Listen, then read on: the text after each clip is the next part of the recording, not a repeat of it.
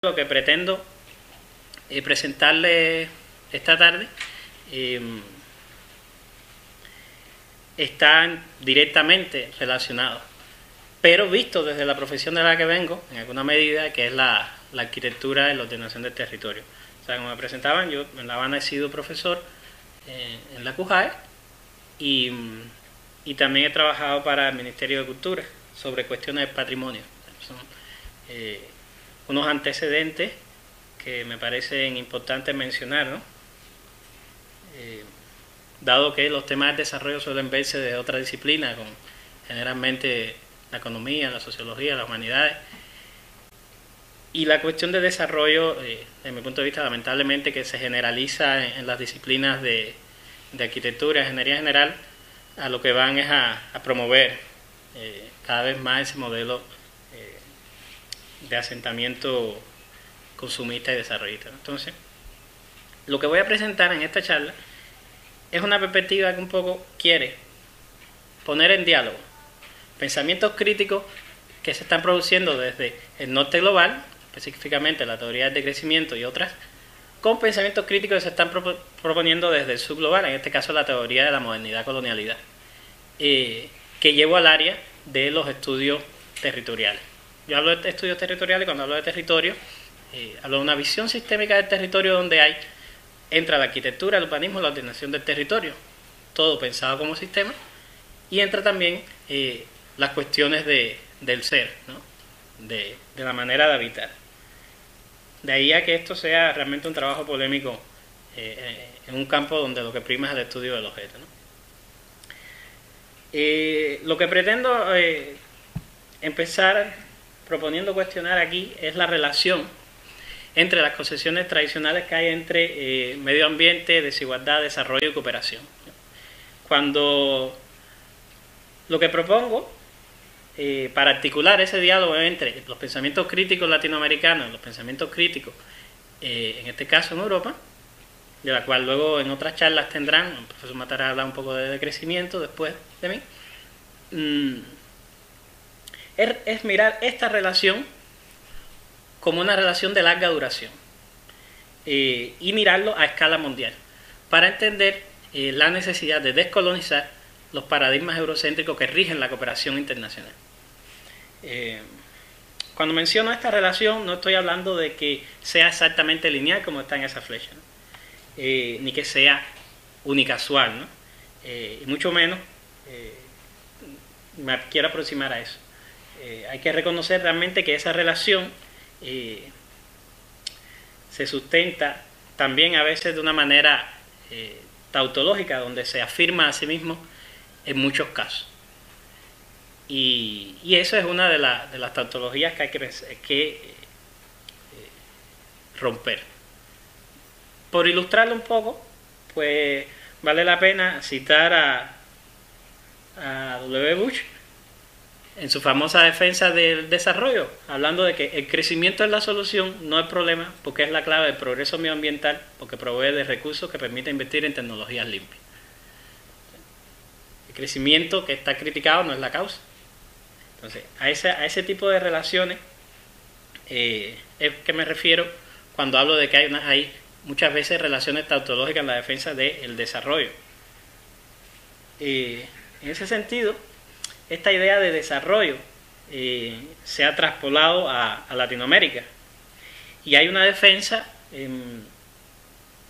que insiste, a pesar de lo que está pasando en el llamado primer mundo, en defender ese concepto desarrollista. En el caso de Latinoamérica, por citar dos referencias, una Vargas Llosa, quien la voy a leer directamente.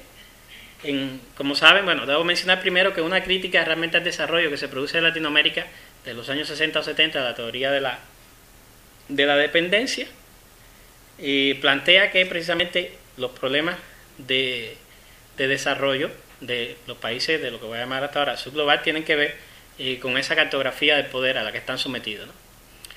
Esos criterios realmente han sido superados por muchas cuestiones más, pero lo curioso es que si bien desde ese grupo de pensadores y pensadoras que planteaban esa crítica del paradigma muchas veces marxista,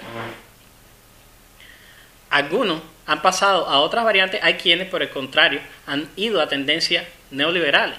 O sea, por ejemplo, este caso de Vargas Llosa, cuando plantea, ya lo habrán leído, de que es cierto, dice, no es cierto que los países ricos lo sean porque los otros son pobres, y a la inversa. Eso fue cierto y de manera bastante relativa en el pasado. En el presente no lo es, y nada hace tanto daño a los países atrasados y misérrimos del planeta como esa falsa doctrina que los exonera de culpa en lo que respecta a su condición y transfiere la responsabilidad del hambre y el desamparo que padecen sus pobres y los países desarrollados. Básicamente, lo que se está defendiendo es que el problema de desarrollo o de subdesarrollo, palabras que son ambas cuestionables, de los países del sur global, estaría que después del proceso de descolonización no han sido capaces de emplear bien pues todos sus recursos en general, ¿no?, de cara al desarrollo. Desde ese punto de vista, ¿qué es lo que defiende ese punto de vista? Ese punto de vista lo que defiende es que entonces los países subdesarrollados tienen que aprender qué han estado haciendo los países desarrollados para poder desarrollarse. Y toda la cooperación internacional que se ha hecho, la gran mayoría de la cooperación internacional, ¿a qué va?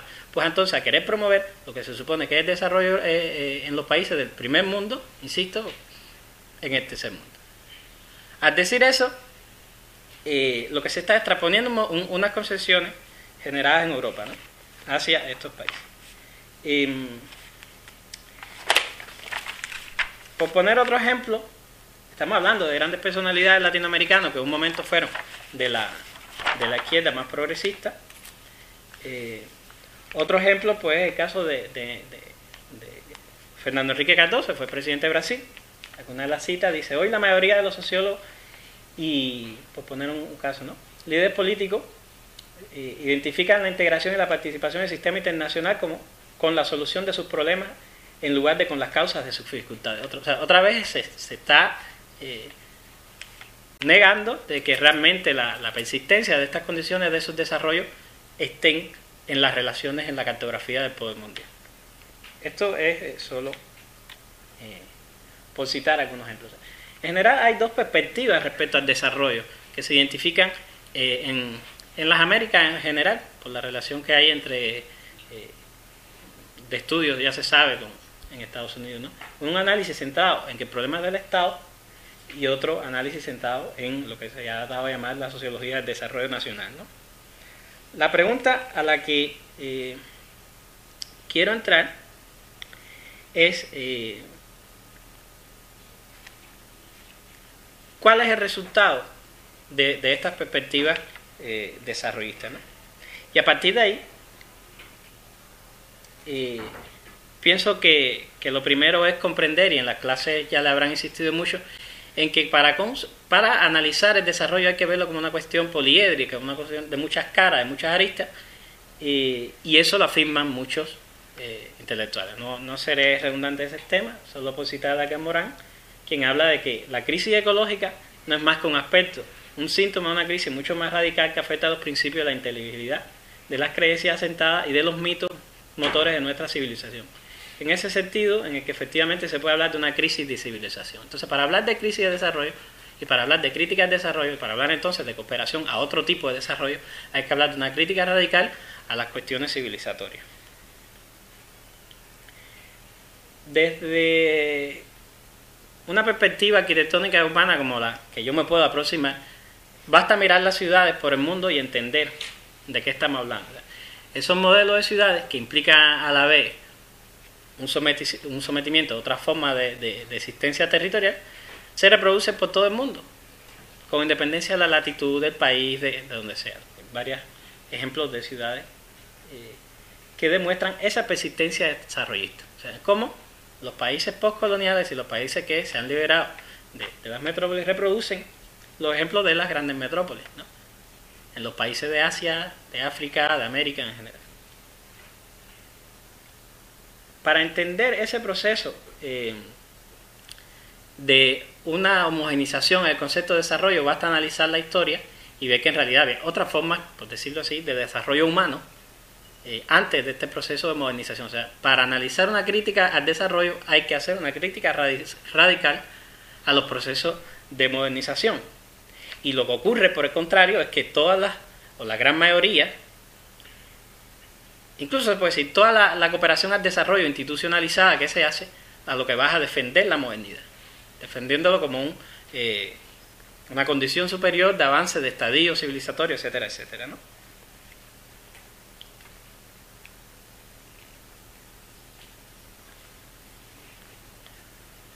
Para entender ese carácter sistémico, lo que estamos proponiendo es manejar un concepto que integre todas las variables, tanto sociales, territoriales, económicas en general, y nos parece que la perspectiva de la escuela territorialista italiana, por ejemplo, es una que resulta muy esclarecedora respecto de qué estamos hablando cuando hablamos de desarrollo, ¿no? Relacionado a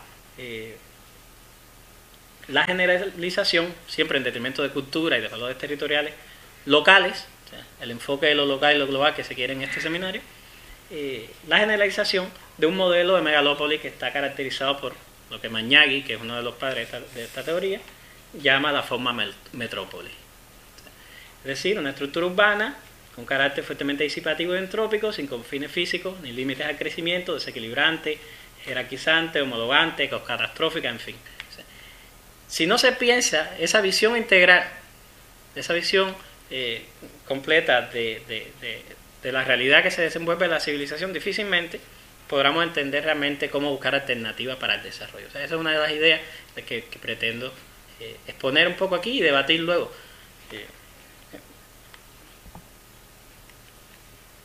Lo que nos está explicando Magnaghi con esta idea que llama desterritorialización de la metrópoli es que hay un proceso de liberación de la ciudad, yo prefiero hablar en general de los asentamientos humanos, unido a un proceso de liberación del territorio. ¿Qué significa esto? La ciudad, los modelos cada vez tienen menos que ver con los territorios, pueden estar en cualquier sitio y el territorio cada vez es más usado como un simple objeto, o sea, como un simple soporte para actividades económicas, y luego una serie de relaciones tradicionales pues se pierden. Y ellos son dos procesos que llevan que comparten dos características, que es la degradación y la descontextualización. Cuando Magnaghi habla de degradación ambiental, social, en el desarraigo, en la movilidad, o sea, está dando una perspectiva integradora. Es desde este punto de vista que nos parece que que desde las disciplinas territoriales, un pensamiento crítico realmente interesante, que se puede plantear una crítica al desarrollo. Cuando se hace una crítica al desarrollo en general, y este es un punto donde el aporte Cao desde la perspectiva cubana creo que tiene algo que decir, se plantea que es un problema de la crisis global del capitalismo. Entonces, todos estos problemas de desarrollo son una crisis del capitalismo. Casi todas las teorías plantean lo mismo. Lo que yo propongo es mirar eso desde el caso particular cubano y ver que estos problemas de desarrollo se están viendo en Cuba. Esto suele explicarse de varias formas. La primera, y que me parece muy sencilla, es decir, nada, es que el socialismo real es un capitalismo de Estado y al final es un problema del capitalismo. Es decir, es un problema, estos modelos están ahí por una cuestión económica, porque no hay otra manera de hacerlo, porque hay que insertarse en el mercado global y por tanto que se reproduzca un problema económico. Hay otros que empiezan en un problema cultural, un problema de capacidad, de que no se sabe pues qué hacer, que se reproducen los peores modelos y no los mejores. Hay muchas perspectivas de verlo, de ver esta cuestión. Como estoy mirando el caso cubano, y lo que estoy tratando al hablar del caso cubano es descentrar el análisis que insiste en que el desarrollo es un problema del capitalismo, dicho así, que a lo que conlleva es pensar que entonces el socialismo es la solución. Lo que estoy tratando, cuando analizo desde Cuba, lo que quiero es, insisto, descentrar ese análisis y poner la cuestión en otro punto que es más general y que es la cuestión del eurocentrismo, de la reproducción de los modelos generados en Europa, considerada como civilización superior, también en estos países más allá de que se plantee un proyecto socialista. Cuando hablo de Europa, Y cuando hablo de eurocentrismo, lo que me estoy es insertando en un análisis que una serie de pensadoras y pensadoras en todas las Américas están haciendo. No es una crítica fundamentalista antieuropea. Cuando hablamos de eurocentrismo, estamos hablando de considerar que la civilización europea de modelo europeo moderno está siendo visto como superior. Y se está reproduciendo en todas las áreas del conocimiento humano. Por eso podemos hablar de una universidad occidentalizada no solo en Europa, en Asia también, en América también, en África también, en todos lados. El concepto de eurocentrismo es epistémico, más que geográfico, ¿no?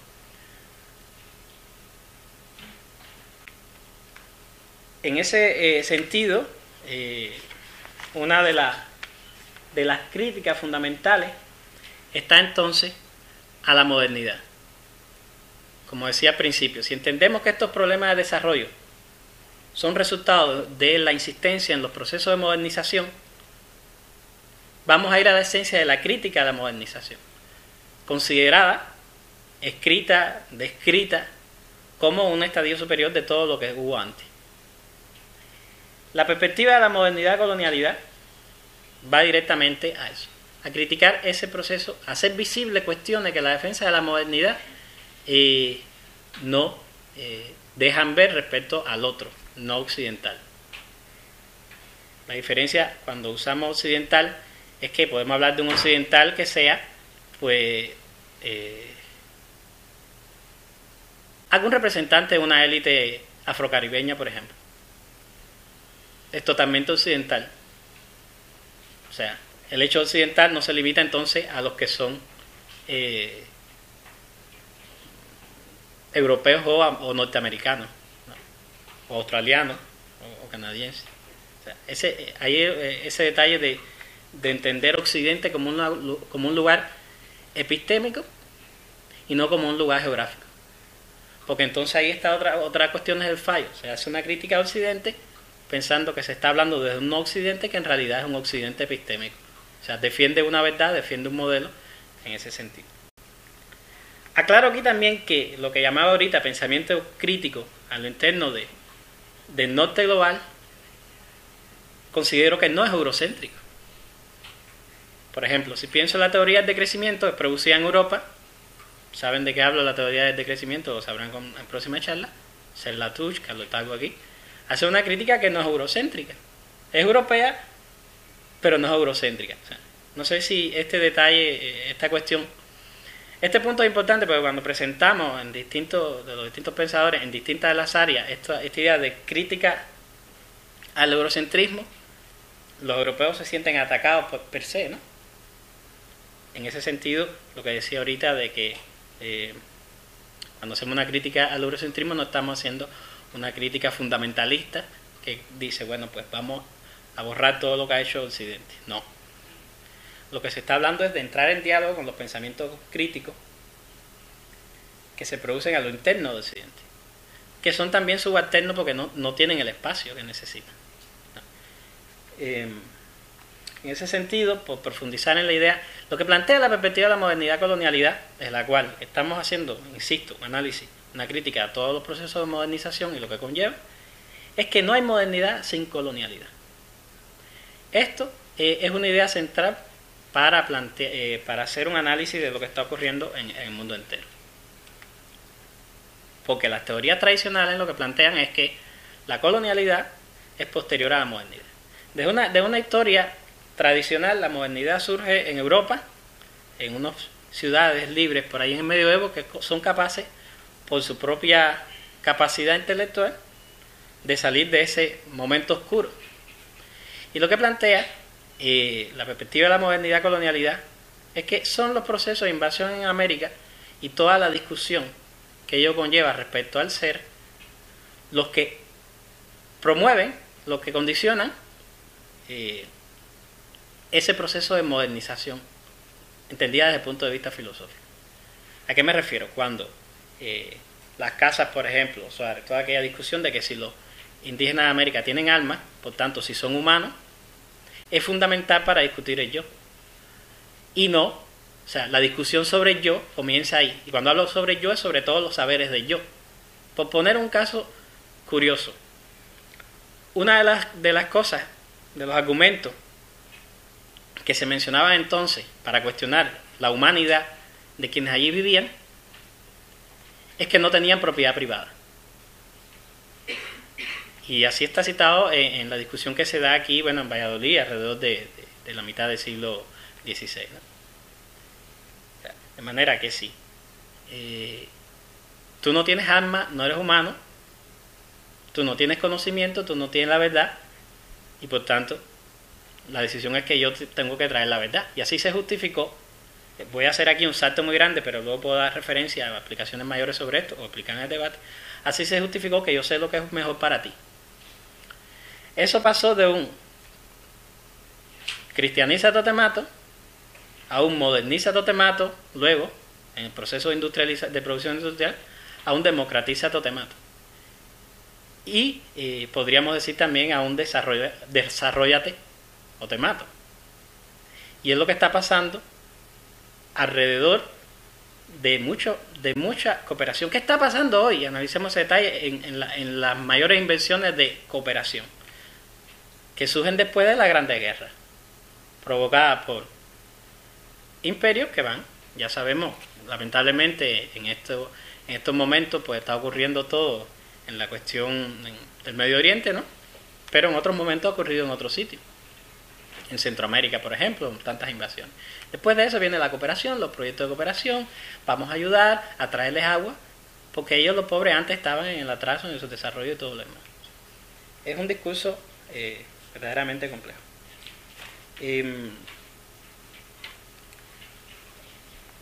Ramón Grosfoguer, que uno ha estado aquí varias veces, explica esta idea de que colonialidad no es lo mismo que el colonialismo. El colonialismo es la dominación de un pueblo sobre otro, y la colonialidad es la reproducción de esas élites que se quedan ahí de aquello.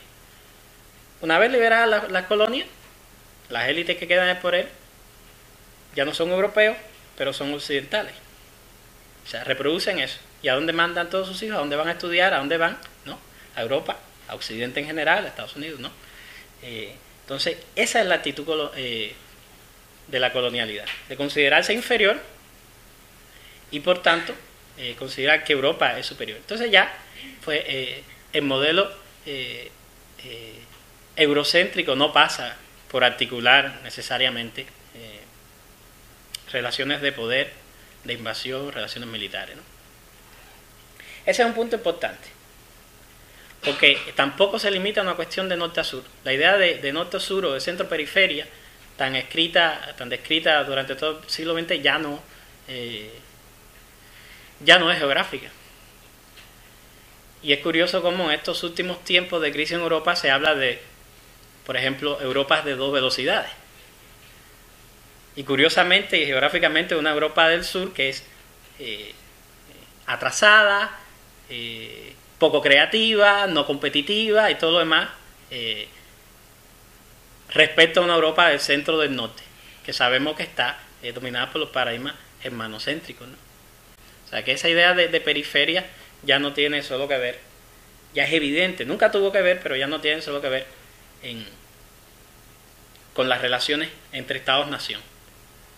¿Esto en qué se traduce? En términos de desarrollo, por poner una de las áreas, esto se traduce en muchas cosas más, en otras áreas del saber, en la reproducción de modelos, ¿no?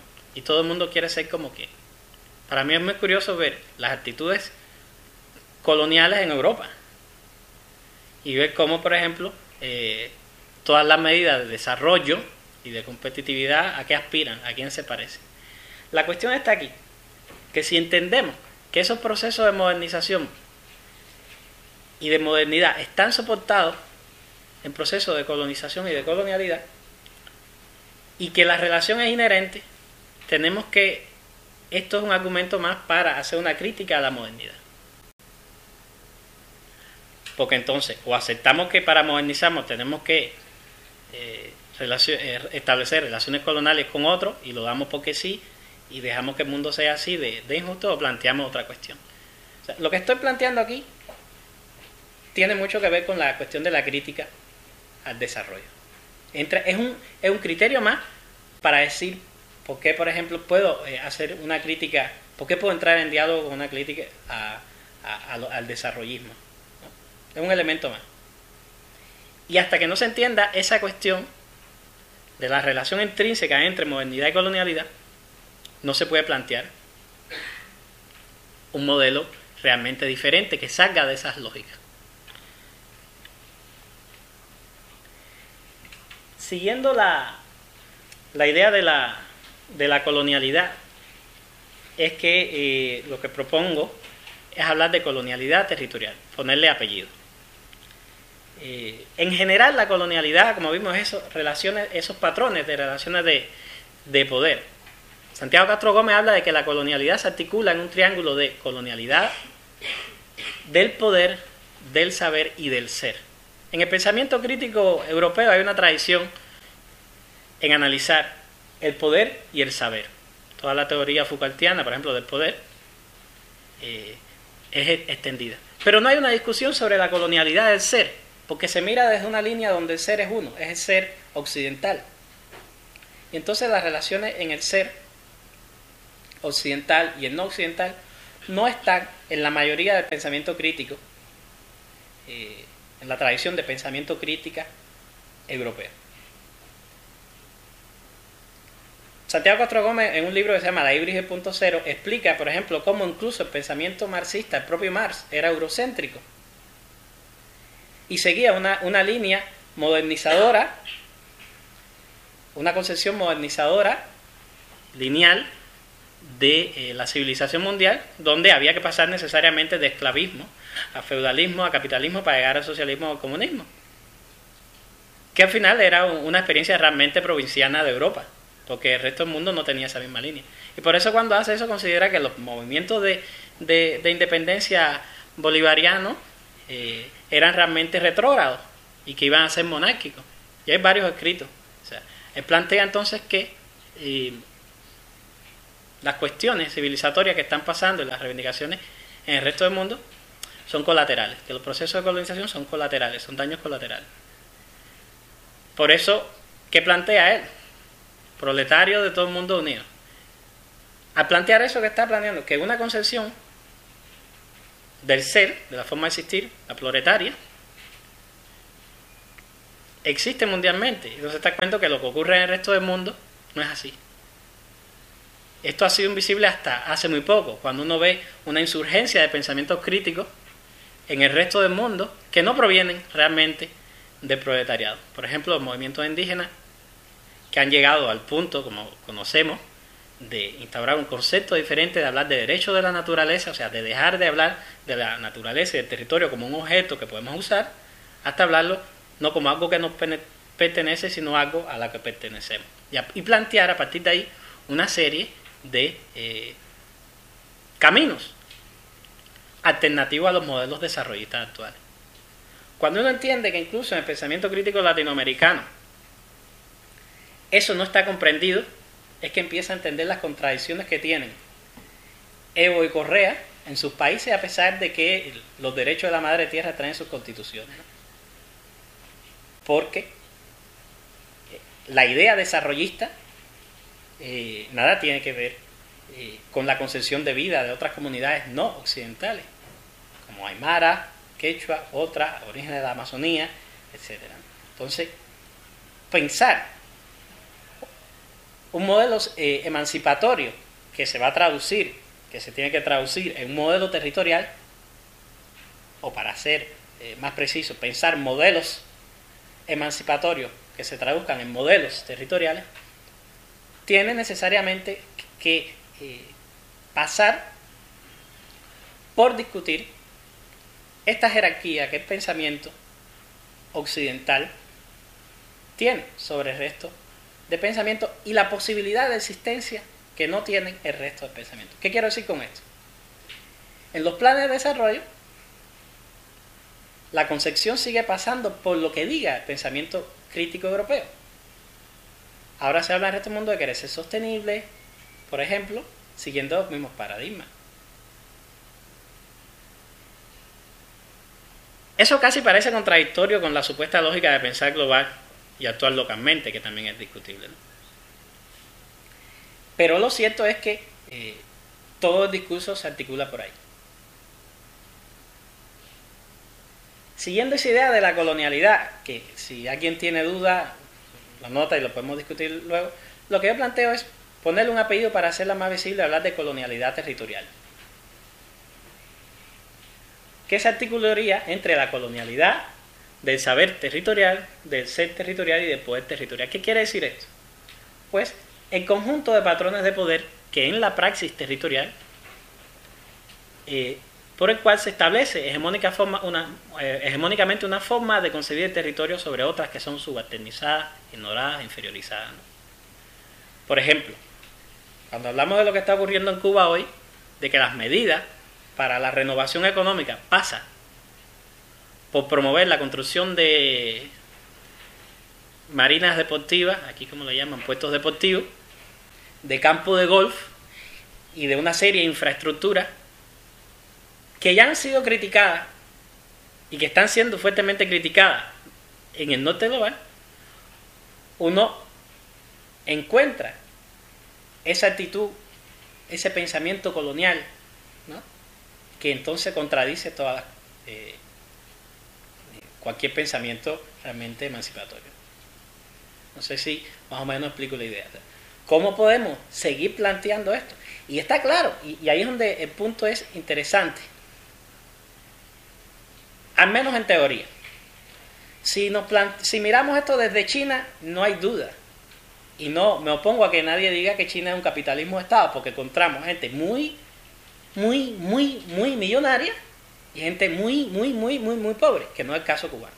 Por eso, plantear esto desde Cuba al menos para cambiar el chip, ¿no?, de que no es solo una cuestión, es decir, no, sí, se entiende porque estos son los grandes jefes de los líderes, se benefician y todo lo demás. No es así. Porque incluso quienes, entre los profesionales que realmente no se ven beneficiados en esos proyectos, está hablando de planificadores, urbanistas, que todos son funcionarios, todos trabajan para el gobierno, no es como aquí porque podemos ver procesos de, ¿cómo le llaman?, de concurso de proyectos, y vemos siempre, y de ahí todos los procesos fraudulentos que hay. No, allí es de otra manera. Sin embargo, los profesionales siguen pensando que eso es desarrollo. Es decir, que realmente otros procesos más ocultos no median. Es así, o por lo menos no se puede probar lo contrario. Entonces, cuando hablo de entender esa colonialidad territorial, entiendo que la colonialidad del poder territorial es ese ámbito donde hay un grupo de gente que define qué es lo que es territorialmente correcto, ¿no? Cuando hablo de colonialidad del ser, hablo de la hegemonía de un ser, el ser urbano, sobre el resto de las formas de existencia no urbana. Por ejemplo, por contextualizarlo en el caso español, ¿qué está pasando? Por llevarlo más al caso granaíno, ¿qué está pasando con la Vega de Granada?, ¿no? La forma del ser campesino en la Vega de Granada se está viendo subalternizada respecto a la forma del ser urbano de Granada, ¿no? O sea, se ve amenazado. Por poner una idea de a qué me refiero cuando hablo en la colonialidad, en cómo se promueve una forma de ser respecto a otra. Son muchas las aristas en que se puede mostrar esto. Por ejemplo, desde la facilidad para acceso al trabajo, desde el pago para el trabajo, saber que un campesino no cobra igual, que no la tiene más fácil. O sea, son muchísimas las formas en que en la práctica se promueve esa colonialidad del ser territorial. Y muy específica en todos los sitios, ¿eh? En el caso cubano, por ejemplo, por mencionar qué pasó. El proyecto emancipatorio social, la relación entre la ciudad y el campo, ¿cómo se resolvió? Pues le construimos vivienda a todos los campesinos y los metemos en edificios en medio del campo, en medio de la nada, y ya han pasado de ser. Y eso era solucionarse su problema, porque vivían en bohíos, maltrechos y todo lo demás. Ahora viven en una casa decorosa, moderna, urbana, que no pasa por procesos de especulación ni todo lo otro, que se paga a 30 años y baratísimo. Es decir, era un proceso emancipador, se quería mejorar, pero ¿qué se hacía con eso? Porque ya no son más campesinos, ahora son obreros del campo. Porque el obrero es la fase superior, ¿no? Y por tanto vienen todas sus tradiciones, todo lo demás, ¿no? Por poner un ejemplo de que cuando planteo esto, es que se tiene incluso muy incorporado, ¿no? La colonialidad, sí. La colonialidad del saber es entonces, del saber territorial es la hegemonía de un concepto, en este caso el concepto de territorio occidental, moderno y desarrollista, sobre cualquier otra forma de concepto de desarrollo territorial. Por ejemplo, el Sumacassay en los países andinos y hay muchos otros en el resto del mundo.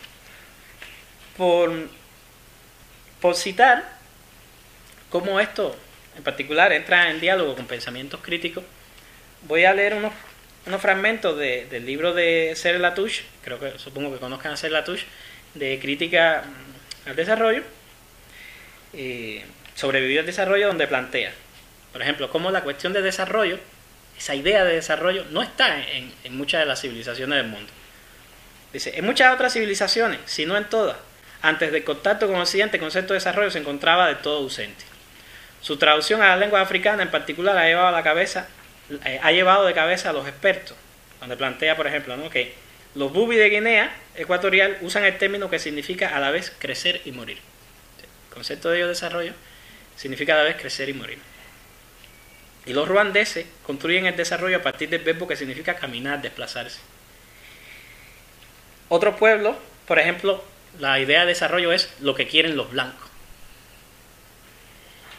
Los pueblos el Sumacassay, la idea de desarrollo no entra en ese concepto tampoco. No solo por citar cómo se está ganando una conciencia al respecto.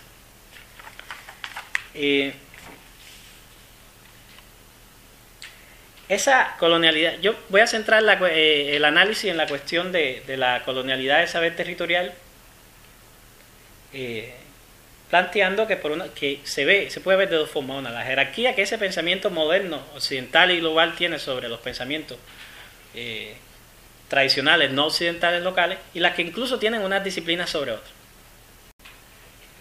Lo mejor que me ha pasado a mí de estar desarrollando esto en estos momentos en España es que podemos ver cómo, por ejemplo, ese pensamiento desarrollista, urbanizador del ladrillo, es hegemónico respecto a cualquier otra cosa.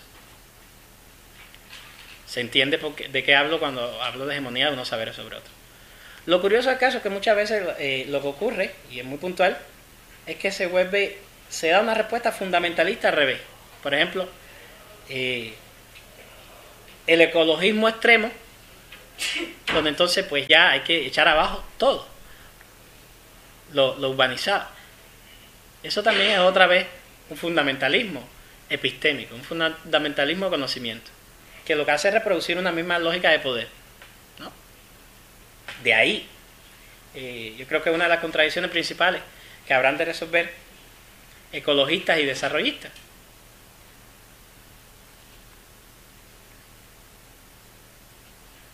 Esa jerarquía es posible porque hemos construido nuestras disciplinas de una manera muy reduccionista y muy fragmentaria.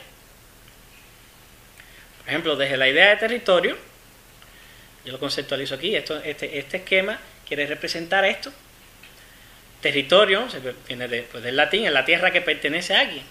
Y el estudio del territorio se ha ido y se ha agudizado en los procesos de instauración de la ciencia moderna de esa manera, ¿no? Y por eso hay muchos conceptos de territorio, o se acepta incluso con mucho, que hay muchos conceptos de territorio según de donde los mire. Para mí eso es una contradicción, porque una cosa no puede ser muchas cosas al mismo tiempo. Entonces, lo que podemos aceptar es que eso son visiones parciales y que pueden ser generar un conocimiento emancipatorio, en el sentido de la emancipación social, ¿no?, de la mejora de la calidad de vida, pero que hay que aceptar que no son absolutas ni son la verdad, y por tanto hay que empezar a coser toda esa relación entre los conocimientos, ¿no? Y lo curioso es que el pensamiento crítico desde el pensamiento occidental ya lo entiende, cuando se habla, por ejemplo, de transdisciplinaridad. Pensar el territorio, pensar el desarrollo y pensar la cooperación al desarrollo de una visión transdisciplinaria es una manera de descolonizar esos saberes. Aquí también es curioso porque cuando se habla de transdisciplinaridad también hay que hablar de interculturalidad, de una interculturalidad crítica, que dé valor a esas otras formas. Lo gracioso entonces es que en la academia se habla de transdisciplinaridad muchas veces solo entre disciplinas occidentales. Y ahí los saberes que no son occidentales son falsos, no son ciertos, no tienen validez, son subdesarrollados, son mentiras, no hay que tomarlos en serio, por el contrario tenemos que seguir. Entonces, nuestra idea es la verdad otra vez. Y la sociedad, y el territorio, y el consumo, y todo se tiene que organizar por estos patrones. Eso es un punto importante que habría que marcar. Sobre todo esta cuestión teórica, la pregunta entonces, bueno, ¿qué hacemos para generar formas otras, ¿no? de consumir el territorio, de vivir, de desarrollo? En ese sentido hay un punto que es fundamental, que es básicamente mi idea. No hace falta inventar más nada. Lo que hay que hacer es recoger de una vez por todas todo el conocimiento crítico y articularlo y ponerlo en práctica. Porque una de las cuestiones propias de los científicos profesionales modernos es pensar que todo lo que había antes no sirve y que la innovación pasa por hacer algo nuevo, que es superior, que es otra vez volver a esa misma lógica excluyente, ¿no? O sea, Boaventura, por ejemplo, Boaventura Sousa Santos, que es asesor del Foro Mundial, no sé si conocen, economista y sociólogo, filósofo portugués, director del Centro de Estudios Sociales en Coimbra, profesor también en varias universidades por el mundo, llama a esto producir una ecología de saberes, ¿no? Es decir, todo el proceso de modernización lo que ha convertido a todos los saberes tradicionales en desechos culturales. Y lo que hay que hacer es recuperar eso. ¿Qué ha estado ocurriendo? Que ante la crisis de los modelos occidentales, de una medida a otra, quienes tienen la posibilidad de ir y retomar algo son los no occidentales, que están haciendo ¿qué? Pues yendo a sus cajas de herramientas y dicen, bueno, pues vamos desde mi cosmovisión, de mi manera de entender el mundo aymara, de mi manera de entender el mundo quechua, de mi manera de entender el mundo bantú, de mi manera budista de entender el mundo y de otro, a ver cómo produzco otras maneras de vivir, ¿no? Todos esos pensadores que habían sido asumidos en sus países, la crítica occidental lo que están haciendo es retomar eso como alternativa. Aquí el punto está en que de lo que son conscientes es de que no deben producir un fundamentalismo a la inversa. Por eso la idea, cuando uno hace, por ejemplo, una crítica al desarrollo, digamos, ¿qué es lo que más la mayor oposición que se le hace a la teoría del decrecimiento? Que todo plantea, no, lo que tú quieres es volvernos al feudalismo. Taibo, Latouche, usted lo que quiere es volvernos al feudalismo. Pues dejemos la electricidad y todo lo demás. No. Mucha gente cuando encuentra esto dice, ustedes lo que quieren es indigenizarnos. No. Lo que están planteando los pensadores y pensadoras de estas distintas epistemologías, de estos distintos saberes, de estas distintas maneras de concebir el mundo y por tanto la existencia territorial y por tanto el consumo de los recursos naturales, es promover una situación pluriversa, no universal, no desde una verdad, sino donde muchas puedan coexistir. Hay fundamentalistas en todos los sitios, ¿no? Pero realmente los fundamentalistas son mínimos en todos los sitios, incluso en el pensamiento occidental. Por eso cuando planteamos reproducir esa ecología de saberes, esa ecología, cuando hablo de saberes personales, colectivos, científicos, en fin, todo lo que podríamos decir, si se quiere, economía de cultura, una ecología de cultura, hablo de recuperar todas esas formas y promover todas esas formas y acabar de valorar que no son inferiores, acabar de decir que no son, porque ¿cómo puede ser inferior? Una manera de existir que produce una alternativa a los problemas actuales. ¿Cómo puede ser atrasada? ¿Cómo puede ser vieja, histórica, obsoleta, fuera de lugar? Si son socialmente justas, al menos entendía la justicia entre ellos así, y ambientalmente sostenible. Desde ese punto de vista tenemos que empezar a replantearlo todo. En el caso particular de mis disciplinas, que es la arquitectura, es pensar cómo esa otra manera de consumir el territorio, de usarlo, de apropiarse, de construirlo, pueden tener validez, ¿no? Más allá de esos modelos que vemos en la revista, que enseñamos en las disciplinas, y sobre los cuales no hemos reflexionado como sujetos, como objetos de colonialidad, ¿no?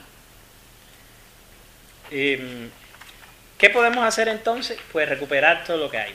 No sé si tengo mucho más tiempo, pero solo mencionar,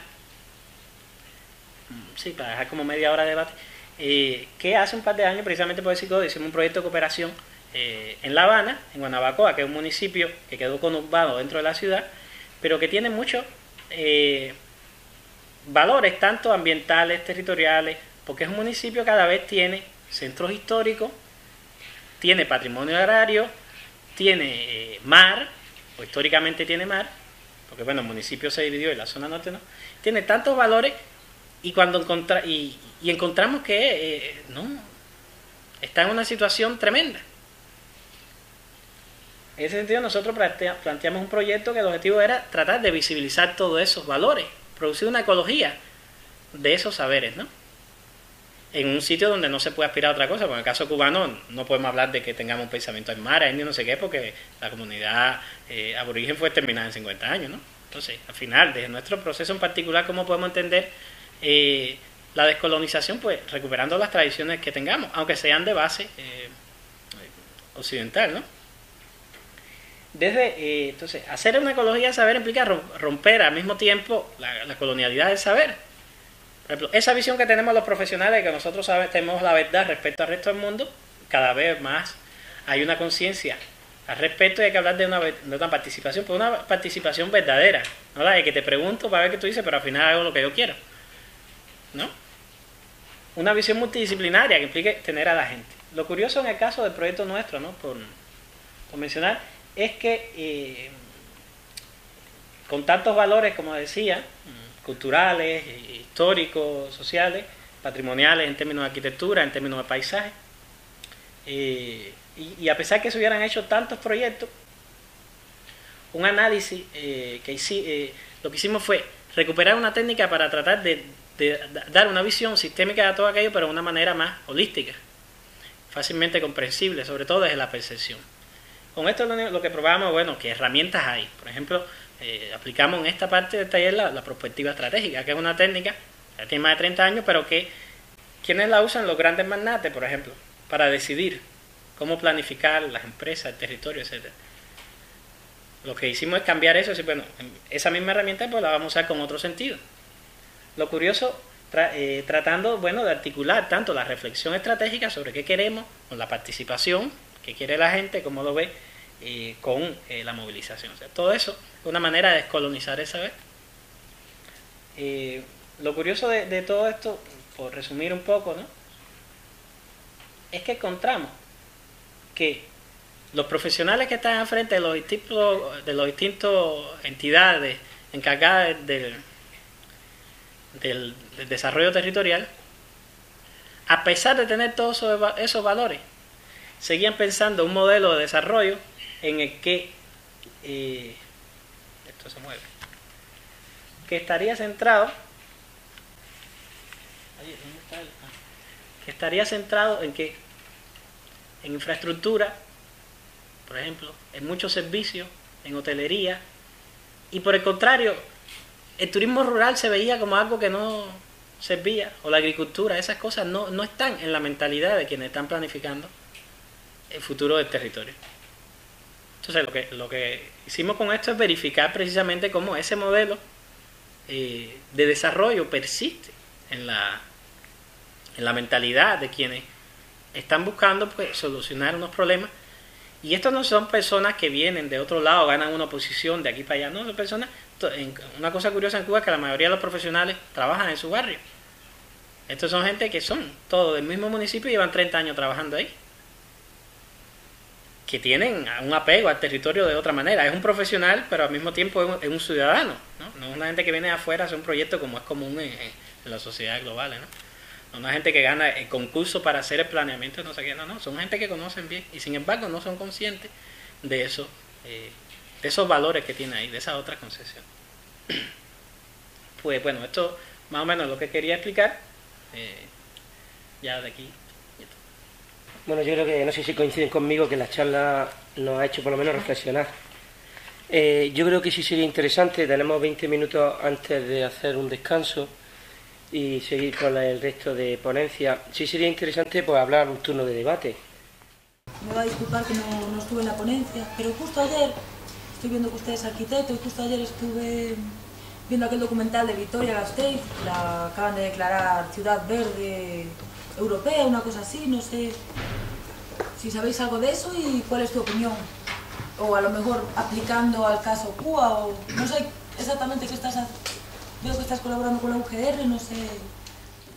Hay una de las cuestiones por las cuales resulta importante entender, no, voy a decirlo de otra manera. Voy a retomar a Latouche primero. En este libro precisamente de crecimiento, la idea de crecimiento habla de que el capitalismo, la posmodernidad nos encubre las cosas y le ponen unos apellidos, pero al final en esencia lo mismo. Boaventura lo dice también. Boaventura dice que la sociedad global actual, el sistema mundo actual, nos deja sin palabras. Sobre todo nos deja sin adjetivos. Hemos pasado de hablar de un desarrollo más duro y puro, económico, a un desarrollo humano, a desarrollo sostenible. Pero como muestra Latouche, detrás de eso, en realidad lo que hay es una persistencia de la misma idea de consumista, ¿no? Y lo curioso es que cuando se ve quiénes promueven todas esas ideas, quiénes financian todas esas ideas, están detrás pues todos estos grandes monopolios, explotadores del territorio, de los consumos, etcétera, grandes empresas, farmacéuticas, en fin, todo lo demás, ¿no? Si uno ve esas relaciones que hay en quién está interesado en qué, se da cuenta porque la idea de desarrollo sostenible es realmente una falacia. Es una manera de esconder, de suponer que se puede seguir consumiendo indefinidamente. ¿Por qué digo esto? Para llamar la atención sobre la idea de que la sostenibilidad es realmente un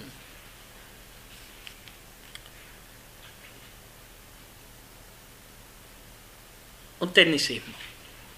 Está buscando la palabra, ¿no? Es un tecnicismo.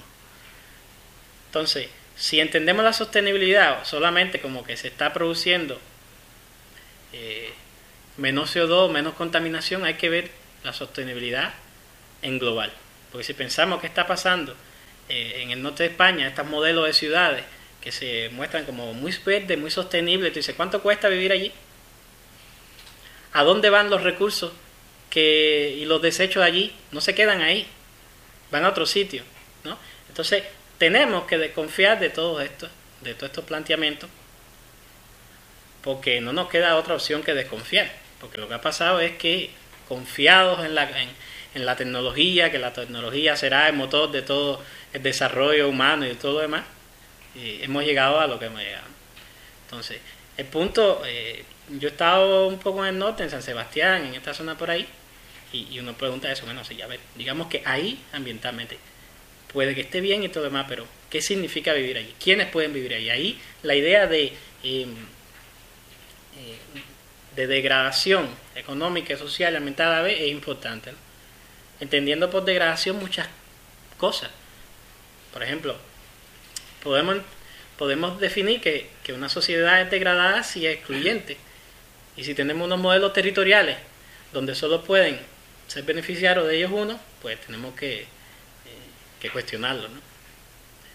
Es muy complejo, no estoy dando un criterio absoluto porque no conozco todo, pero a lo que voy es que también muchas veces se promueven estas cuestiones, se venden y realmente se oculta todo lo que hay detrás, ¿no?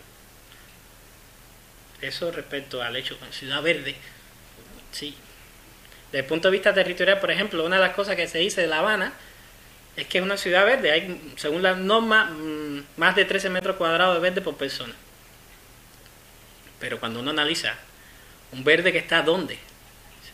Si yo estoy a 20 kilómetros de verde Si usamos las cuentas, los indicadores por área, población, no sé qué, sí, pero vete mío dónde está. Si yo vivo en el centro, en un sitio donde... Entonces, los indicadores ocultan también muchas cosas. Visibilizan unas, pero también ocultan otras. Digo esto porque, por ejemplo, ha ocurrido entre profesionales muy centrados en eso, de que los indicadores, la gente no son números, ¿no? Y eso es un punto importante. Pues la pregunta va acerca de cuál es tu opinión acerca de lo que está pasando en Bolivia con el problema este del picnic, que no sé si te has enterado sobre, y que bueno, que es la construcción de una carretera que atraviesa un parque nacional donde además hay pueblos indígenas y demás. Y por ejemplo, hay alusiones que hace por ejemplo el presidente o el vicepresidente donde dice que carretera es igual a progreso, ¿no? ¿Sabes cuál es tu opinión? Ahorita yo dejaba entrever que uno de los grandes problemas que tienen Evo y Correa, y que se percibe, es esa contradicción epistémica, que aunque la Pachamama y los derechos de madre tierra estén, sus prácticas no son realmente occidentales. De Correa lo puedo esperar, porque Correa no es un indígena. Correa es un occidental y no puede pensar. Sí puede pensar con otras maneras, ¿no? Pero en el caso de Evo lo que ocurre dice, bueno, pues si eres aymara, o sea, ¿cómo tú puedes pensar que carretera es progreso y por tanto desarrollo, ¿no? La contradicción que tiene Evo hoy con muchos pensadores indígenas, por ejemplo, él dijo algunas cosas, hay que leer a Silvia Rivera Cusicanqui, es que precisamente esos conceptos que son de desarrollo son, bueno, desarrollo para quién, progreso para quién, ¿no? Y cuando entiende que estas comunidades sienten que ellos son parte de la naturaleza, no pueden aceptar. Entonces, ¿qué es lo que va a pasar ahí? No lo sé, pero lo que sí es seguro que va a ir perdiendo el apoyo de buena parte de la comunidad indígena por perspectivas como esa, ¿no? Es lo mismo que le está pasando a Dilma en Brasil con la Amazonía y sus proyectos, ¿no? De desarrollo, que es que siguen pensando que el desarrollo es lo que piensan ellos como occidentales. La cuestión está aquí es en entender cómo solucionar la posibilidad de existencia de todas las formas de ser, ¿no? Territorial. Lo que suele ocurrir ha ocurrido en muchos casos que se negocian reservas, ¿no? Y aquí llega una reserva, pienso por ejemplo la reserva, y eso es parte de la esencia del capitalismo. Estoy pensando en el desarrollo de Estados Unidos en el siglo XIX y las reservas de indígenas, ¿no? Entonces, creamos reservas. Mira qué bien. Reservas de indios, reservas naturales, estas cosas. Entonces, el capitalismo, el sistema, pues esconde eso de esa manera. Entonces, nos hace ver que creando esas reservas lo que están cumpliendo con esas cuestiones, ¿no? Entonces, la pregunta es ¿para quién? Cualquier discurso en eso es que podemos entrar en diálogo con la teoría del crecimiento, pasa de que hay que empezar por reducir consumo y repartir, ¿no? Y precisamente quienes hacen pensamiento crítico desde otras visiones, pensemos por ejemplo en Gandhi, que decía Gandhi, bueno, en el mundo hay suficiente para todo el mundo, pero no para, más o menos, no recuerdo la transcripción, la avaricia de unos pocos, o algo así decía, ¿no? Aquí es lo mismo, o sea, sí, ¿qué necesidad hay? Ese es uno de los problemas fundamentales, de que la solución de estos problemas no pasan por el capitalismo, no pasan por el sistema que produzca cada vez más. Y ahora sí, cuando hablo de capitalismo, quiero decir por un sistema capitalocéntrico, para no caer en el error de pensar que no pasan por el capitalismo sino por el socialismo, porque como lo que hemos conocido como socialismo, o llamado socialismo real, tampoco va a solucionar esos problemas. Es lo que te decía ahorita de lo que está pasando en Cuba, de la medida que se están proponiendo, ¿no? Entonces, mi criterio es eso, que eso es una contradicción insoluble hasta que no se entienda la posibilidad de existencia detrás de los que tienen intereses, pues. ¿Cómo se está construyendo en el modelo cubano? O sea, por mi desconocimiento más que nada. ¿Cómo son las metrópolis en Cuba ahora mismo? La Habana tiene una situación muy particular. Y la cuestión está es qué puede aportar esa cuestión tan particular y local a los problemas generales globales. Yo insisto en la particularidad dentro del sistema mundial por eso, ¿no? La particularidad pasa por muchas cosas, pero entre ellas en que desde una política que durante todo el siglo XX, recordemos que Cuba se libera de España en 1898, pasa a ser neocolonia de Estados Unidos desde 1901 a 59, y luego, pues, una situación diferente, descrita en la Constitución como un Estado socialista de los trabajadores, etc. Tenemos que entender que lo que pasa en La Habana es un desarrollo muy fuerte en los primeros 50 años del siglo XX, que en los 30 anteriores, como estaba en guerra con España y todo lo demás, no se dio. Entonces La Habana hereda un modelo desarrollista por completo. Lo hereda y todos se forman, los profesionales, en esa tradición. Entonces, estaba pensando que La Habana... Recuerden que en los años 30, por poner algo que es significativo, Al Capone y todos los mafiosos se reúnen en La Habana. Entonces eso te dice a qué estaba destinada a ser La Habana, ¿no? O sea, el puticlub de Estados Unidos, el patio trasero, Las Vegas del Caribe, todo lo demás. Un modelo totalmente... modelo Eurovegas, ¿no? Por dejar caer la...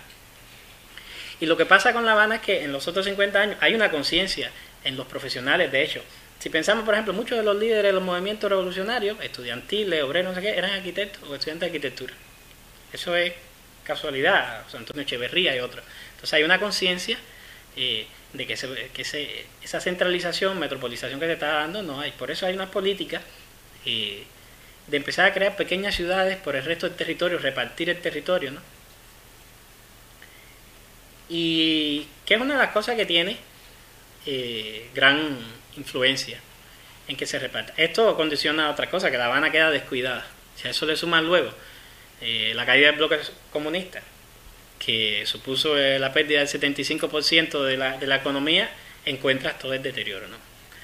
Muchos de los problemas que tiene La Habana no pasan solo por los problemas económicos, pasan por los problemas de mentalidad, por los problemas de ejercicio de la colonialidad del poder y del poder territorial, de cómo se deciden las cosas, de qué se hacen.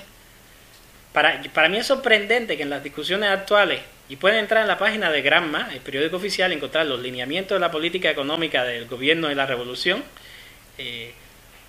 la palabra cooperativismo se menciona 3 veces en más de 100 y tantas páginas, ¿no? La palabra economía solidaria no se menciona nunca, ¿no? La palabra de desarrollo, de turismo y de no sé qué es central, ¿no? Entonces, eso es una mentalidad. La palabra de presupuestos participativos no aparece en ningún lado. No aparece en ningún lado. Entonces, los problemas fundamentales que tiene es que las cosas se siguen decidiendo por una tradición que hemos heredado de colonialidad del saber y del poder, donde yo sé lo que es mejor para todo el mundo y eso es lo que se hace. Ejemplo concreto, el caso de la recuperación de La Habana Vieja, que tanto se ha vendido como... La Habana Vieja es un feudo dentro de un municipio autorizado legalmente desde arriba por Fidel Castro y que ahora está totalmente en crisis. Y ahora se ha visto y hay serios problemas con un sistema, porque no, serios problemas de corrupción, serios problemas de todo lo demás. Entonces, hay que construir La Habana desde otro modo. Lo curioso es que esos modelos se siguen viendo como los que tienen que ser porque no hay otros. Es decir, en el caso del proyecto Guanabacoa veíamos que los profesionales quieren es reproducir aquello, que era un caso particular. No sé si me ha ido mucho de explicarte, ¿no?, de cómo se está construyendo La Habana. No sé si... es curioso porque, por ejemplo, en los años 90, que no hay petróleo, se promueve la bicicleta. Se compran más de 1 millón de bicicletas chinas en una ciudad que tiene 2,5 millones de gente, imagínense. Ahora, lo que pasa es que el cubano que tuvo que usar bicicleta no es el holandés que usa bicicleta porque quiere, usar la bicicleta porque no tenía otra cosa que usar. Y no le hables a nadie de montar bicicleta. A mí, dame un coche. ¿No? No le hables a la gente de montar bicicleta. quitando que La Habana no es Ámsterdam, ¿no? Y que hay 35 grados a mediodía casi todo el año y todo lo demás, ¿no? Pero, por ejemplo, los huertos que tanto se vende, la agricultura ecológica, los huertos periurbanos, no sé qué. Y cuando tú ves que eso no es un modelo que se desarrolla, entonces al final lo que veo es que La Habana se está construyendo y se planifica construir reproduciendo la misma colonialidad del ser territorial, el mismo modelo desarrollista, el mismo modelo centrado en lo urbano, en los servicios, en los no sé qué. Porque... Entonces, lo curioso es eso, que muchas de las cosas que hoy podrían verse como muy progresistas, muy adelantadas en términos de existencia urbana, se están perdiendo. Y si habían no sé cuántas ciclovías, calles peatonales y para bicicletas por toda la ciudad, ya no queda ninguna. Entonces, La Habana tiene una contradicción, por una parte, en que la gente, que también está muy influida por la gente del peor de los sitios donde se puede vivir, que es de Estados Unidos, ¿no? Entonces, ¿qué es lo que se vende? Por eso cuando yo planteo, hay un artículo que lo he escrito, que para entender el futuro de La Habana hay que entender cosas que van más allá de lo meramente arquitectónico urbano, como puede ser los problemas de migración. La gente se va para Miami, a los 2 meses te manda una foto al lado de un coche, así, como el coche no es ni de él, y si tú vas a ver que se puede vivir, y no se puede pensar entonces que la comunidad cubana ha sido beneficiaria de unas políticas particulares. Muchos de los cubanos saben cuando si se cae esto, qué va a pasar.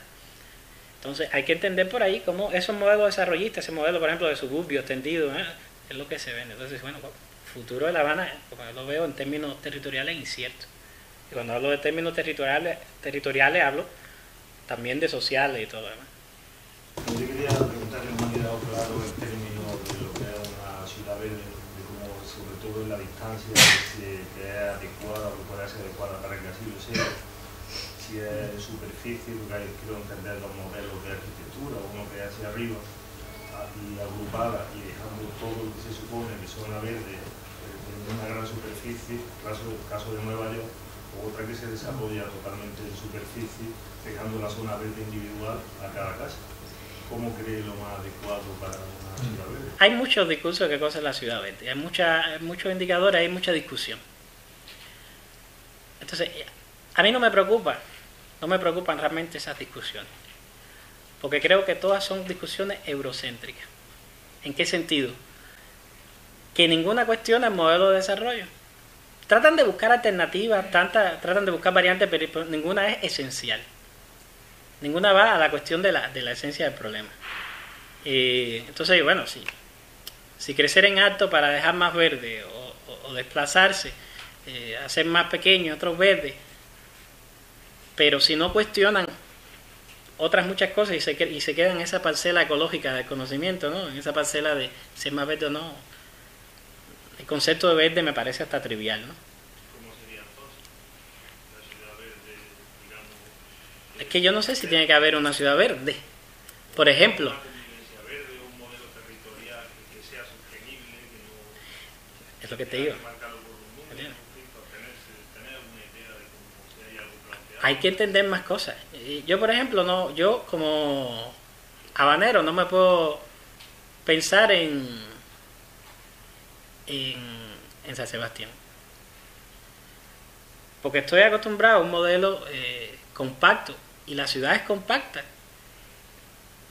tienen otro tipo de indicadores ecológicos. Por ejemplo, si son compactas y hay más sombra, se calientan menos, y por tanto tengo que usar menos calefacción, en este caso aire acondicionado, y por tanto produzco menos CO2. Entonces, producir CO2 entre verde y otro, hay muchas maneras. Entonces, hay estudios que demuestran que la ciudad tradicional, esta de historia de evolución hispánica, ¿no? Como es sostenible, porque la cuestión ambiental pasa por otros parámetros. Entonces, eso decía, los parámetros, desde donde lo miro, ¿no?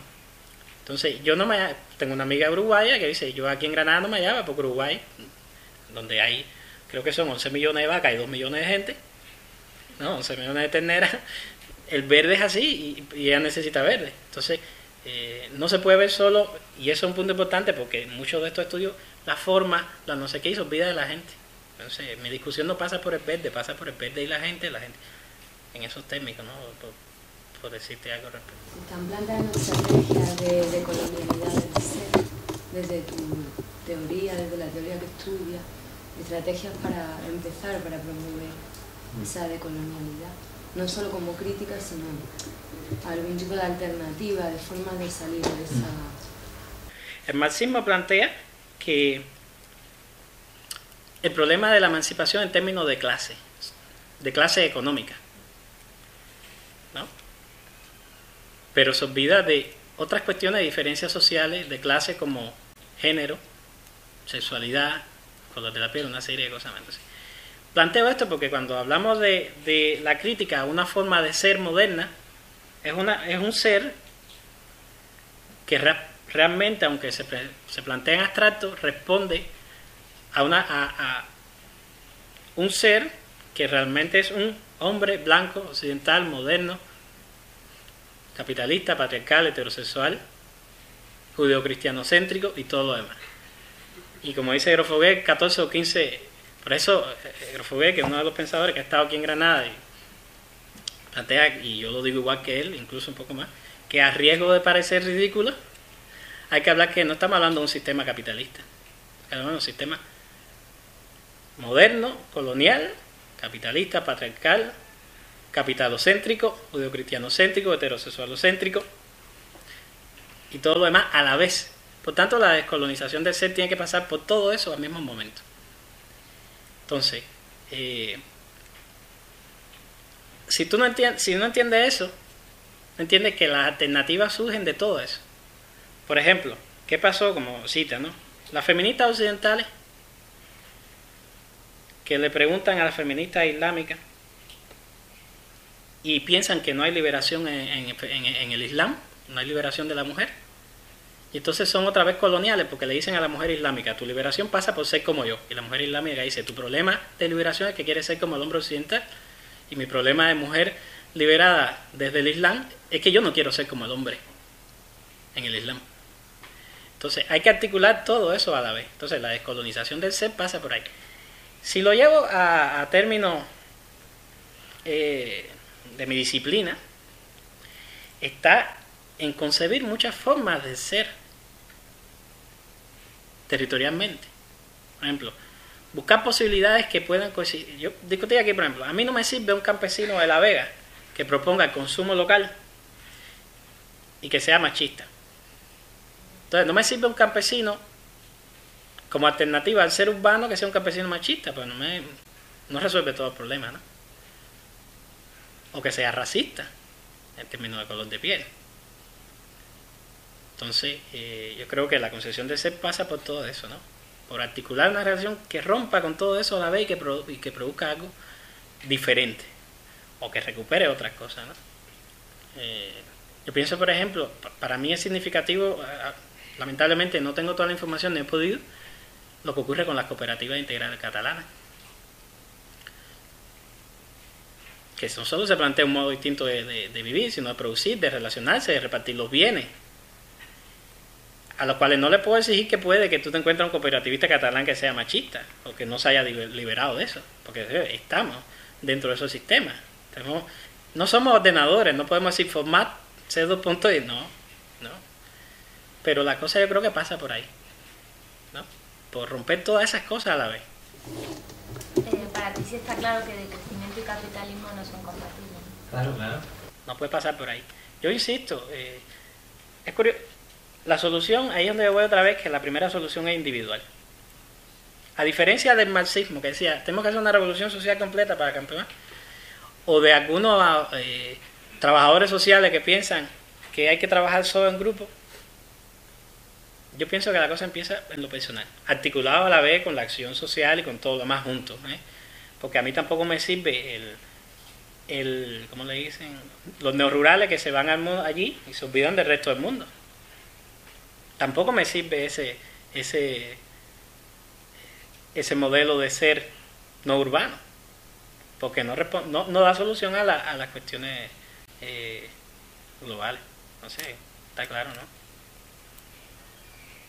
Y quería saber cómo se podría promover un modelo, sostenible de verdad, de crecimiento, desde, por ejemplo, la cooperación, sin caer en ser colonialista, porque lo mismo que pasa allí en La Habana con la bicicleta, pues pasa en muchísimas partes del mundo con otro tipo de tecnologías nuevas o de retroceso a lo tradicional, que es más sostenible, pero que quizás allí la gente eso no es lo que quiere, porque lo ha tenido por imposición, que no es como el holandés o que ecologista porque quiere. Entonces, ¿cómo podríamos proponer? Yo creo que, pues, te pongo un ejemplo con la bicicleta. En La Habana ocurrió en los años 90. Pídele a una profesora de la universidad de 60 años que vaya en bicicleta a la universidad, por ejemplo. En ese momento era imposible. Pero una política laboral muy interesante. Ocurría lo siguiente. Esta profesora vive aquí, donde hay una universidad, y da clase aquí, donde hay otra profesora que hace lo mismo que ella. Y esta da clase allá. Y la política hace, bueno, permuten las plazas. Esta profesora de historia, que daba clase aquí, cambia con esta. Y ahora da clase a 500, 600 metros de su casa. Es decir, su problema, se veía, tiene un serio problema de movilidad, porque tiene que venir hasta acá. Y la cuestión es que la solución a sus problemas de movilidad, para acceder al trabajo, no pasan por la movilidad. Entonces, eso fue una de las cosas súper interesantes, ingeniosas, que solo las crisis pueden promover en los años 90. Es repensar realmente los recursos todos, ¿no? Y entender que, por ejemplo, el problema de movilidad se puede solucionar de muchas formas que no pasan por crear un metro, por ser insistente, de aquí hasta allá para que vayas a trabajar a no sé dónde, ¿no? Implica también facilitarse el acceso a trabajo a tus cuestiones de vida y vívelo, por ejemplo. Entonces, muchas veces yo creo que lo que ocurre con la cooperación es que se centra en unas ideas predeterminadas, ¿no? Desde una experiencia local. Y lo que hay que hacer con la cooperación es entender lo que está pasando en el lugar, para ver en qué te puedo ayudar. En vez de tener un plan, vamos a ayudar a todo el que haga esto, ¿por qué no hacemos un plan de vamos a ir a preguntar a la gente y ver qué problema tiene, a ver cómo cooperamos con ellos? Es cambiar, y le dirá Matarán seguro después, a llevar en vez de unos planes predispuestos una caja de herramientas de la cooperación, ¿no? Yo no voy ya con el presupuesto, estos son los lineamientos y la cooperación pasa porque haga estas cosas.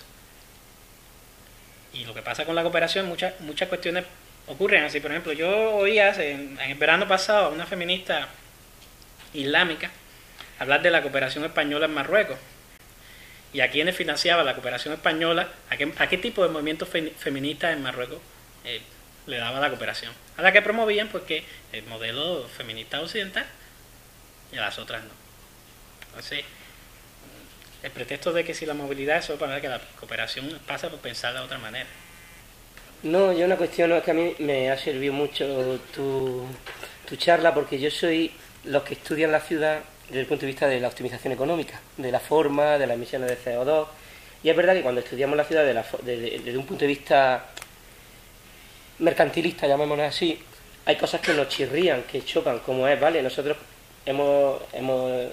estamos viendo que una ciudad más compacta, una ciudad de bloques, consume menos energía que una ciudad de casitas aisladas. Pero nunca si hemos reflexionado, digo, vale, pero la gente quiere vivir ahí. Es decir, nos chocan temas sobre otros aspectos importantes como son las personas que van a habitar y tal. Y yo me pregunto, es un poco una reflexión que he hecho ahora con respecto a este tema, ¿no? Mira, ¿conoces el caso de España? En España hemos vivido una burbuja inmobiliaria que hizo en Andalucía, por ejemplo, que en el año 2005 se visaran o se construyeran 180.000 viviendas, cuando lo normal en Andalucía deberían ser unas 40.000. Esa burbuja inmobiliaria, en la que yo me imagino que el 99% de tus compañeros arquitectos vivían muy felices en ese mundo, pues un día se vino abajo, ¿no? Entonces, las consecuencias para los seres, para nosotros como andaluces, para mis alumnos que estudian la carrera y tal, es que tenemos una situación de paro absolutamente vergonzosa para un país, para cualquier país del mundo, ¿no? Y hay otro problema, ¿no? Es decir, que ante esa situación de paro, hace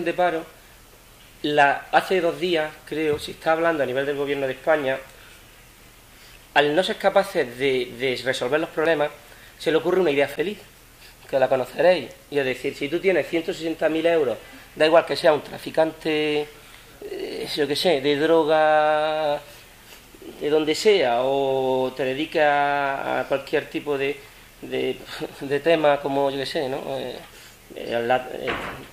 20.000 cosas que se me ocurren, ¿no? De explotación de niños, etcétera. Pero si tú tienes 160.000 euros, te compras una vivienda en España y te dan la residencia, porque la única solución que se le ocurre al gobierno es decir, vamos a vender las viviendas que ya hay a quien sea para poder volver a construir más viviendas. Entonces mi pregunta es muy simple, es decir, yo en el caso de los países latinoamericanos, por lo que he adivinado de la charla, ¿no? Creo que tenéis esperanza porque podéis volver a unos orígenes históricos, pero en el caso nuestro, que ya estamos occidentalizados, ¿dónde vamos para resolver este problema? Es decir, porque, yo qué sé, Evo lo tiene fácil porque habla con la comunidad indígena y tiene una filosofía de los mayas, de los incas y tal, pero nosotros no tenemos nada, nosotros estamos, con perdón, jodidos, ¿no? Entonces, ¿cuál es eso? O volver a algo, no sé. Entonces, en tu experiencia, simplemente, ¿no? Por dar un poco de esperanza, porque como tú sabes, ahora mismo España, ya lo dijo el rey, dan ganas de llorar. En tu opinión, ¿cuál podría ser la solución para estos problemas, ¿no? Porque lo que yo veo es que al final todo apunta a que hay que desarrollarse, porque si no te desarrollas no creces, si no creces no creas empleo, si no creas empleo te aparecen otros problemas sociales. Claro, eso es lo que yo un poco decía al principio de la concepción tautológica, ¿no? Del desarrollo, ¿no? Lo primero es salir de esa idea. Yo no sé hasta qué punto los países del sur global, la idea del primer mundo, cuando pongo primer mundo y tercer mundo, es que en realidad es una construcción colonial, que supone que hay uno encima y los otros abajo, y que eres desarrollado. La idea del sur global es más inclusiva, porque decía, nosotros no podemos pensar que Argentina es un país se piensa como un país del sur global, cuando se vendió todo el tiempo como la Europa de América, o no sé qué, por ejemplo, ¿no? O Chile, ¿no? Tampoco puedo pensar que estos países todos tengan donde buscar, porque dice que cuál es el problema que tienen los mapuches, ¿no? En esta zona del cono sur, ¿no? Que son una minoría respecto a una mayoría occidental por los procesos de colonización del territorio. Entonces, allí también ellos no tendrán nada que hacer. Es decir, no saben qué hacer en ese sentido. No saben a dónde buscar. Pero sí, siempre hay toda una tradición dentro del pensamiento de la cultura occidental en la que se puede escapar, en la que se puede buscar. Y en ese sentido, voy a usar la palabra, hay que buscar una situación transmoderna. Esta palabra es más bonita, ¿no? La transmodernidad. Si tú le vendes a la gente una arquitectura transmoderna, ¿verdad? Que es ir más allá de la idea de la modernidad, ¿no? Entonces, ir más allá del dominio, de la hegemonía de una forma sobre otra. Yo, por ejemplo, como cubano mestizo de un país donde desprendido de mi tradición negra, de mi familia negra, de la manera de pensar negra, soy tan occidental como tú. Porque yo no puedo pensar en el mundo de una cosmovisión bantú, porque no fui formado en esa cosmovisión. El sistema educativo no, eso era atraso, eso hay que ser dialéctico, materialista y todo lo demás. Y yo estoy en la misma situación de, bueno, ¿yo a dónde me viro? Debatía hace unos días atrás con Rickman, que estuvo aquí, que lo invitaron, y decía, bueno, hay una tendencia a estas ¿cómo decía? Las neoreligiones, no me acuerdo el término. No, tampoco se trata ahora de convertirse. Si vamos a convertirnos no tenemos otra opción que convertirnos o al budismo, o al no sé qué, a buscar otra forma, ¿no? Hay que pensarse desde sí mismo. Por ejemplo, tampoco hay que irse a lo mejor a las cuevas a vivir, aunque hay gente que lo está haciendo. Pero lo que hay que aprender, qué bueno tienen toda esa experiencia que hay por aquí, todas esas tradiciones milenarias, y qué se puede aprender de todas las tradiciones y empezar a recuperar. Y por recuperar hay un montón de cosas, ¿no? Tecnologías tradicionales, saberes tradicionales, todo. Y ves, bueno, cómo incorporamos poco a poco todo eso en nuestra existencia. No hay otra vía, ¿no? Y ves que nos sirve de todo. Eso, y que podemos aprender de los otros, ¿no? También. Porque, por ejemplo, yo no tengo que ser... si quiero practicar yoga, porque creo que es bueno para la salud, por una manera de negociación, no tengo que tener una religión asiática para hacerlo, o qué sé yo, ¿no? No, tomo lo bueno que me puede aportar. Si te quieres convertir al budismo, al no sé qué, o al ¿cómo se llama? Eso es otra cuestión personal. Yo creo que la cosa aquí ya pasa por articular en ese sentido los discursos estatales y oficiales. Hay que empezar por ahí también, ¿no? Y pues yo quería agradecerte tu ponencia. Me voy esperanzado, ¿no? Yo creo que lo que importa es el debate, ¿no? Que se piensen, en cierta manera, encrucijada y que se piensen nuevos modelos.